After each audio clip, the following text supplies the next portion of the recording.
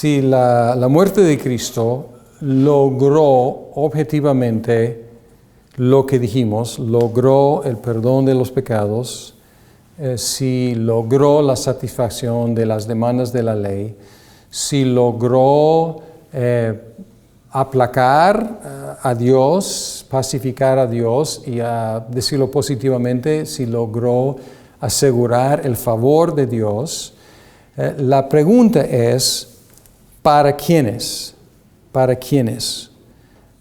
Otra manera de hacer la pregunta es, si queremos hacer la pregunta muy sencillamente, ¿por quiénes murió Cristo? Y parece ser una pregunta muy sencilla, pero tenemos que ser muy cuidadosos con cómo contestar esta pregunta. Porque ya hemos dicho que es la muerte de Cristo y que logró la muerte de Cristo. Logró perdón de los pecados.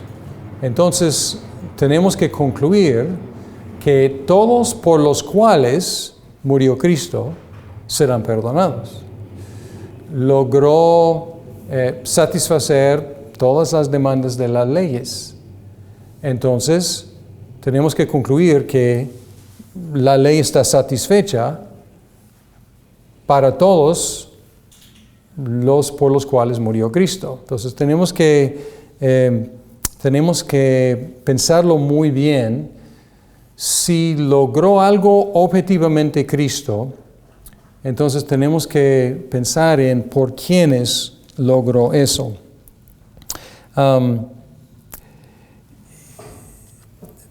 Otra vez la pregunta es, ¿para salvar a quiénes murió Cristo? Ahora, la pregunta no tiene que ver con la suficiencia de la muerte de Cristo para salvar o no salvar a los seres humanos. O sea, la muerte de Cristo es suficiente para salvar a quienes Dios quiera salvar. La pregunta es, ¿cuál es el diseño de la muerte de Cristo? Y las únicas conclusiones posibles, realmente lógicamente posibles, son que Cristo murió por cada ser humano y por lo tanto cada ser humano será salvo. Esto se llama universalismo. O que murió para salvar a los elegidos, quienes serán salvos. Estas son dos posturas posibles si la muerte de Cristo logró algo objetivamente. Murió por todos los seres humanos y todos los seres humanos serán salvos, o murió por algunos seres humanos y esos serán salvos. La primera opción es el universalismo y la otra opción muchas veces se llama el calvinismo, pero podríamos igual llamarlo agustinianismo o pues podríamos llamarlo reformado, pero muchas veces se llama calvinismo y ustedes ya leyeron algo de Juan Calvino. Y tiene su nombre, aunque no es como si él hubiera inventado la idea o si fuera el único, pero fue el más prominente que enfatizaba la cuestión de la elección de Dios y el diseño de la muerte de Cristo para salvar a los elegidos. La Biblia y la observación indican de que no todos son salvos. En lo personal, me encantaría poder creer en el universalismo. Me encantaría poder creer que cada uno y todos los seres humanos serán salvos. Para mí sería una opción muy cómoda, sería una opción que me encantaría poder creer. Pero no tenemos esta opción en la Biblia, porque la Biblia muy claramente indica de que no todos son salvos. Entonces, Esto nos deja con una expiación particular o personal, o a veces se llama una expiación limitada. Si no todos son salvos, tenemos que poder explicar por qué no. ¿Por qué no? Y hay diferentes respuestas a esta pregunta, ¿por qué no son salvos? Pues podemos decir que no son salvos porque no creen en Cristo. Y es una respuesta correcta. Pero esto no va más allá de su creer o no creer. Y no contesta la pregunta por qué creen o no creen. Simplemente queda con creen o no creen. Y tenemos que hacer la pregunta entonces, ¿por qué no creen o por qué creen? Si los no creyentes no reciben la salvación y los creyentes reciben la salvación, ¿cuál es la diferencia entre ellos? ¿Dónde encontramos la particularidad? ¿Dónde encontramos la diferencia en los seres humanos para poder decir que algunos reciben la salvación y otros no? En la teología reformada nos afirmamos que la particularidad, o decir la diferencia entre las respuestas humanas, son reflejos del plan de Dios. Es decir, que encontramos que la particularidad de la salvación es diseño de Dios, no simplemente decisión humana. Claro que es decisión humana, pero además esta decisión humana es parte del plan de Dios. Decirlo así, Dios eligió a los suyos, Cristo murió por los mismos y el Espíritu Santo aplica la redención a estos mismos. Es la soteriología reformada, podemos decir, o calvinista. Decir que en el plan de Dios la redención está diseñada desde el principio hasta el fin para salvar a los que Dios quiso salvar. Podemos ver, por ejemplo, en la Confesión de Fe de Westminster 8, que es sobre Cristo el mediador, y el párrafo 5, que dice: el Señor Jesucristo, por su perfecta obediencia y por el sacrificio de sí mismo que ofreció una sola vez por el Espíritu eterno de Dios, ha satisfecho plenamente a la justicia de su Padre y compró para ellos que éste le había dado no solo la reconciliación, sino también una herencia eterna en el reino de los cielos. Lo que está afirmando aquí es que la muerte de Cristo realmente logró algo, realmente compró algo, realmente consiguió algo, realmente aseguró algo. Y aseguró todo lo que menciona aquí. ¿Para quiénes? Para los, ¿cómo lo describe? Los que Dios le había dado, es decir, los elegidos. Y luego si leemos el párrafo 8, dice: a todos aquellos para quienes Cristo compró redención, les aplica y comunica cierta y eficazmente la misma, intercediendo por ellos, revelándolos en la palabra y por medio de ella los misterios de la salvación, persuadiéndoles eficazmente por el Espíritu a creer y a obedecer, y gobernando sus corazones por su palabra y Espíritu, venciendo a todos sus enemigos por su gran poder y sabiduría, de tal manera y forma que sea más de acuerdo con su maravillosa e inescrutable dispensación.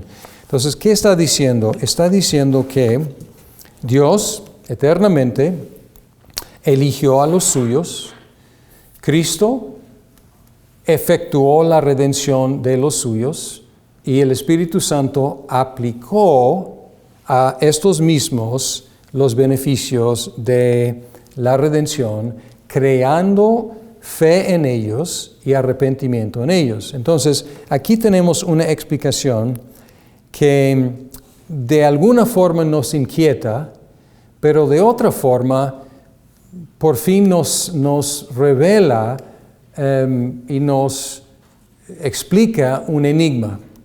Y el enigma es por qué creen algunos y por qué no creen otros. Porque cuando yo veo, digamos, a mí mismo, cuando yo llegué a creer en Cristo, no encuentro ninguna explicación adecuada en mí. No estaba buscando a Dios, no sentía una necesidad de Dios, no estuve en crisis en mi vida. Y cuando veo para atrás y veo mi propia conversión, es misteriosa para mí. No encuentro nada en mí que haya producido fe en mí mismo. Entonces, mi fe es un misterio para mí.